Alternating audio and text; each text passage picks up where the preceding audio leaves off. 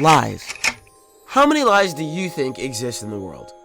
We've got bold-faced lies, exaggerated lies, fabricated lies, white lies, black lies? Is that a thing?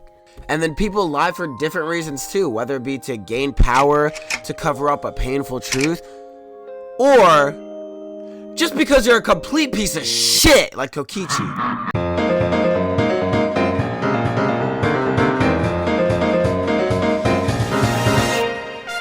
Welcome back to the show where I talk about whatever I want, whenever I want. And I can finally release this video to y'all.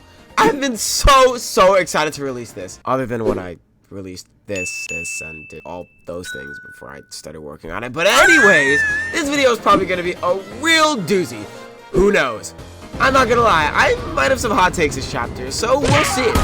Starting off like usual, we gather in the dining hall together with just a little bit more trauma than usual. Having our favorite gorilla die is bound to kill some spirits. Oh, my bad. Listen, when I say that Gonta's execution was genuinely one of my favorites ever, I mean it. V3 in general has the best executions in the entire series, but what ruins this one for me is the fucking Oh my god. Why? Was this necessary? I genuinely don't understand why developers, usually based in Japan, have this problem with putting incest in their creations. Sure, I can see how it's funny, but it's just so weird and off-putting. I physically cannot handle it. Gonta's execution went from a solid 9.5 out of 10 to maybe like an 8 out of 10.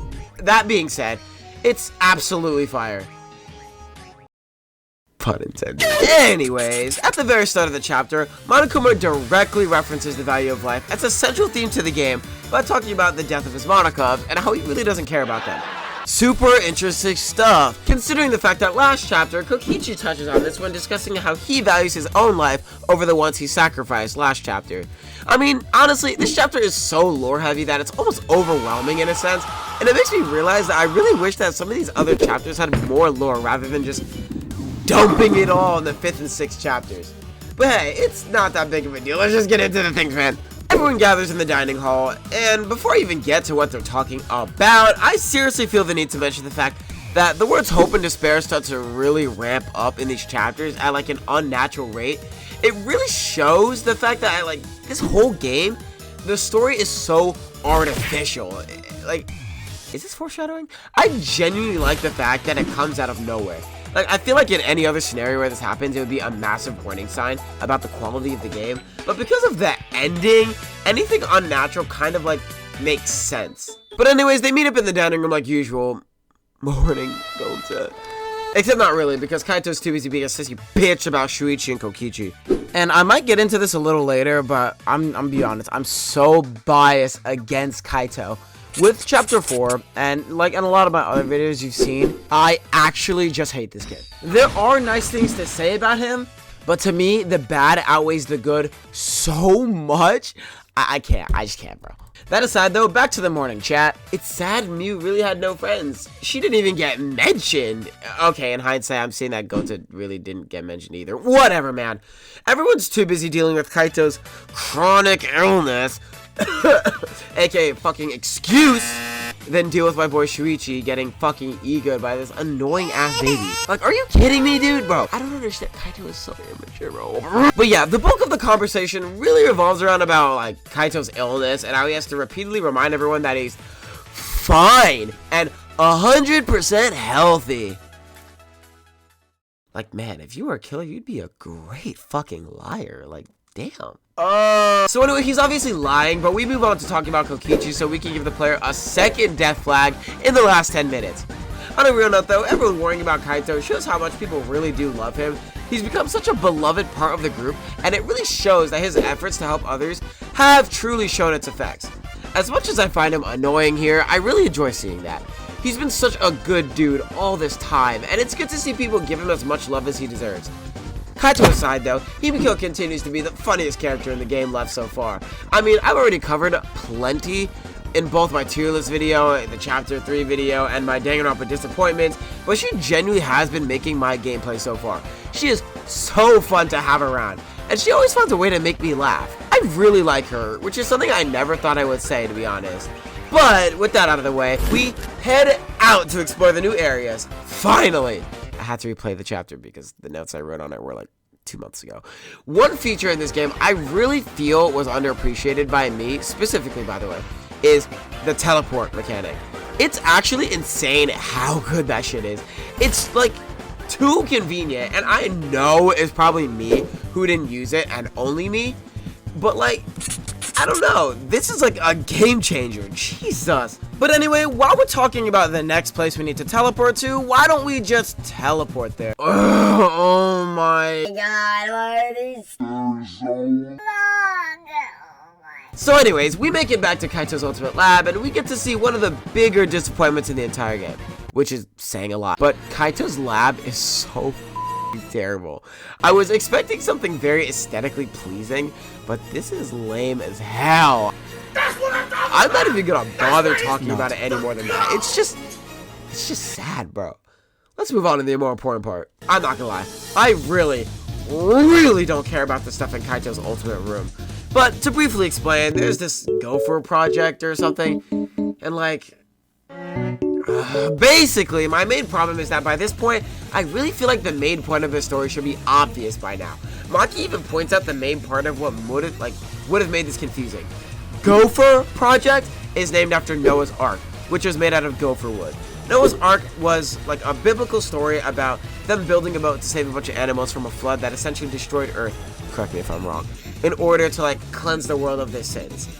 You have memories about meteors crashing on Earth. You had a fucking funeral, for crying out loud. Should it not be obvious by the memories you have and the document that you read that meteors crashed on Earth and you guys are part of the Gopher project to save humanity from the disaster while you're still alive? I feel like that should be like obvious by now. Maybe it's hindsight, but like, I feel like the ultimate detective should have gotten to this point by now. I don't know. That aside though, we move on to bigger and oh my god, Kibo, back away from the oh my god. No, Kibo, we won't kill you with an electro hammer. Oh wait, that's too far ahead. If Kibo's afraid of the Exisals and they're both machines, does that mean Kibo has internalized racism? Anyway, we explore the Exisal Hangar and find a whole lot of nothing. But I want to use this segment to talk less about the absolute nothing we found and more about how fucking hilarious Kibo is. This guy is just like Himiko, where you really don't get to see them shine until, actually, never mind. Kibo has a couple good moments before this chapter, but it's here. Oh my god, I got it. Kibo is funny, okay? Kibo has severely been underrepresented in my videos. This guy has really been the MVP of my playthrough, and I love him to death. Spending time with him this chapter is nothing short of excellent. He's very funny and has so many moments that went under the radar. Serious props to him. Kibo's side though, the locker hangar is very empty, so we move on to other more important things like, holy shit, Jesus Christ, dude. Okay, so exploring is as boring as usual, but before the day ends, we get to see Kaito being an annoying bitch one more time. Oh, he's also dying. Maki's a really good friend though. Oh my fucking god, bro. But anyways, I got the excellent pleasure of love keying Kibo. And then we get to go to the gym to get ready to murder Monokuma. That plan, by the way, all it did is just make me miss Tenko.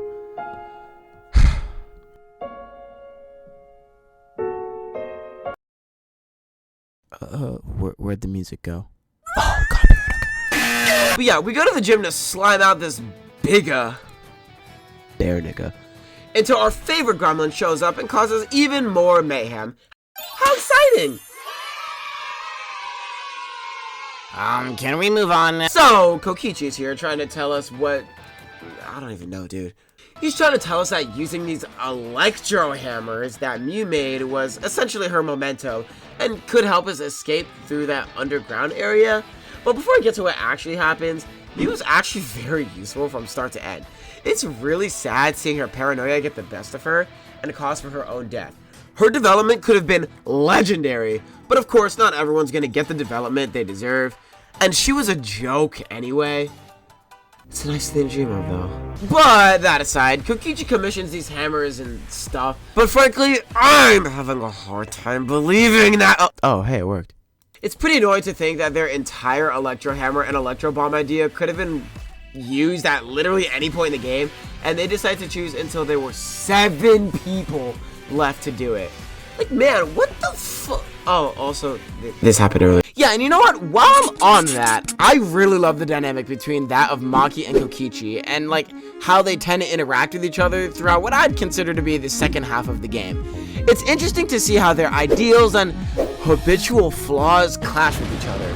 Like, for example, believe it or not, Kokichi has a very strict non-murder apparandi when it comes to his quote-unquote evil organization.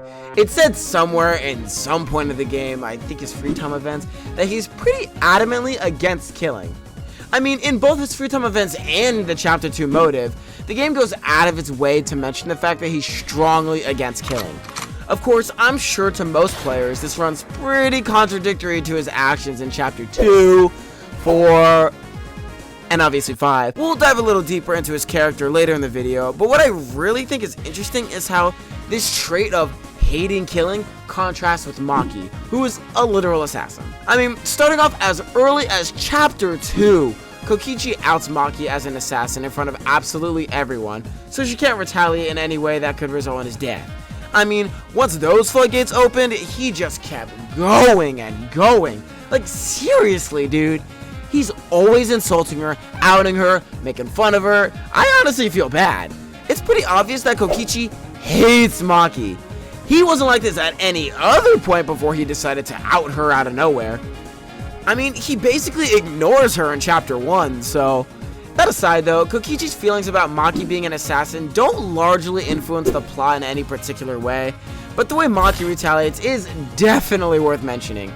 I mean, she begins to gradually hate Kokichi, both because of his perpetual abuse towards Kaito, but also towards her. It goes from a I don't like him to an I hate him to I want him dead. The kind of hatred that leads to her actions in the trial, trying to kill him under any circumstance. It's hard to find Kokichi and Maki interacting outside of the context of Kaito and his existence just entirely, but regardless of that, their relationship largely does revolve around Kokichi being the aggressor and provoking Maki until she retaliates. Which is funny, because it's a testament to not only their entire relationship, but also every individual conflict they ever have with each other. Kind of like, he's a bully. So anyway, we made it to the end, and oh my fucking, what is your problem? So it turns out Kokichi's the mastermind. Who's surprised? I know I'm not. No, but seriously, this alleged reveal is very well done. This alleged reveal is very well done. I think Kokichi has to seriously be one of the best characters. This kind of entertainment is genuinely off the charts. Mere moments after he explains the entire lore of the game to you, after everyone saw the outside world, he beats Kaito, who is currently dealing with super cancer, into Danganronpa's equivalent of Sleep Kuna, and proves that Momota is fucking fraudulent. And then he runs away like a little bitch because Maki seriously has him locked on sight. So of course, because of how depressed everyone is now that Kaito is missing, and plus the fact that the outside world is a shit show, Shuichi gives his Shuichi gives his best impression of the sleep schedule I had before I got a job, employment, interview, paycheck, check, work, labor. So anyways, yeah, everyone's cooked. It all comes down to the mastermind having to plant another flashback light just to keep everyone from actually killing themselves, which would of course be really boring. Can't have that! So after another quick lore drop, because what's a Danganronpa game without dropping all the lore at the very last minute, they decide to go to the hangar? Oh yeah, because to save Kaito. I kind of forgot about him. Even if the bigger reveal of the storyline after the flashback light is ultimately fake and pretty forgettable, the moment you get to see everything full together is genuinely one of the most hype moments in the entire game. Like, I've played this game a lot of times, obviously, as you'd expect, and every single time I get to this point, usually when I'm younger, maybe not this time as much, but usually I start tweaking out, like screaming in excitement about like the lore drop, about Hope's Peak Academy and all that. I just get so happy, like unconditionally. This is one of like the best moments in the entire game for me, like by far. Seeing cutscenes from all the other games put together is such a nice moment of fan service. So anyways, Shuichi goes to scout out the place and genuinely has a pleasant conversation with Kaito, which really did bring him back up for me. Not much, but it was absolutely worth noting. It's a very tender moment that I love to see. Big fan. Dude, my voice is just... So afterwards, the next morning begins, where they basically go to the hangar to save Kaito, and... You're lying! Oh my god! I'm just kidding, I already knew about this. No! No! Yeah, we can't catch a fucking break this chapter. So, there's a new killer and victim. But who's who? Find out next time on the... Nah, I'm just kidding. It's trial time.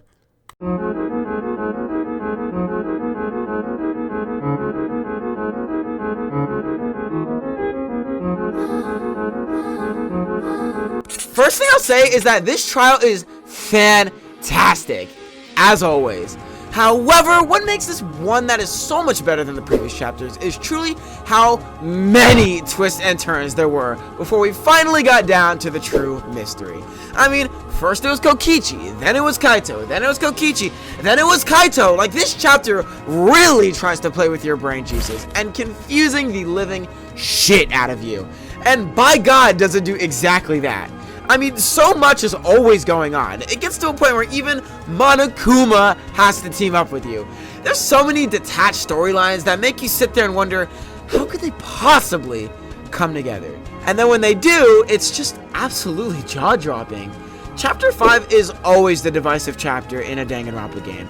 I mean, the very first gimmick was having the main character get falsely accused, whilst the second was a suicide to eliminate the traitor. When it comes to Chapter 5, Danganronpa seriously does not fuck around. Not even the mystery alone is what makes this trial so good. It's the characters. Other than Tsumugi. Like, I hate to say it, but she really is a walking nothing burger. She's literally the only one in the room who had little to no involvement in this case, and she offers almost nothing of value to say the entire time. It's honestly fucking sad how boring of a character she is. I'm sure it's intentional given the fact that she's the... But intentional or not, she's just not a fun character to have around. It doesn't matter if the writers made it so she's intentionally bad. She's bad. She's not fun to have around, and she does nothing for this trial. But of course, she has to survive for the main twist at the end, so I guess she gets a pass. Everyone else was on some top tier character timing, dude. Like, Maki's whole story about wanting to take down Kokichi no matter what it took, Himiko's insistence that Kokichi is the culprit, and some of the funny lines that go with it. And of course, Kibo just... So anyways, especially with Maki, I talked before about how their relationship is very, very strong. Almost anything that either of these two characters do in the second half of the game involve and very deeply affect each other. And of course, given the fact that what Kokichi's doing is just borderline atrocity, it makes sense that by this trial, Maki's done with him. She wants to kill him by any means necessary. Which is, of course, why the first thought of the trial is really just about getting Maki to shut the fuck up. So, okay, I'm sorry. But once we do get past that, the trial gets a lot more fun. But those two aside, even Himiko has some nice moments. Finally being able to fully grow out of her shell after Chapter 3. Chapter 4, she was doing a great job expressing herself. But Chapter 5 is where she really does come into her own, especially in the trial. Like I was saying before in other videos, Himiko has truly become like one of my top characters. I find her to be absolutely hilarious, and it's here where she really comes into her own and really makes me laugh the most I've ever laughed at her. So I will always appreciate Himiko for that. And even though she does have a very minor role in the trial, unlike Tsumugi, at least she has a role, and at least she's cementing herself as part of the group.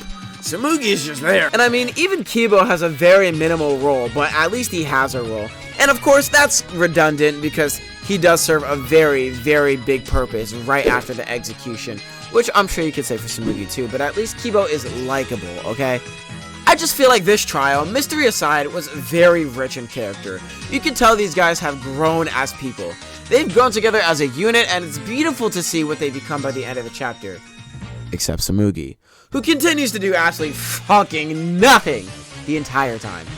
Her aside though, they bounce off each other so well, and V3, like I always say, does play favorites, but these final casts really do feel like a family, and it's really nice to see how they interact, especially in this last chapter right before everything just falls apart.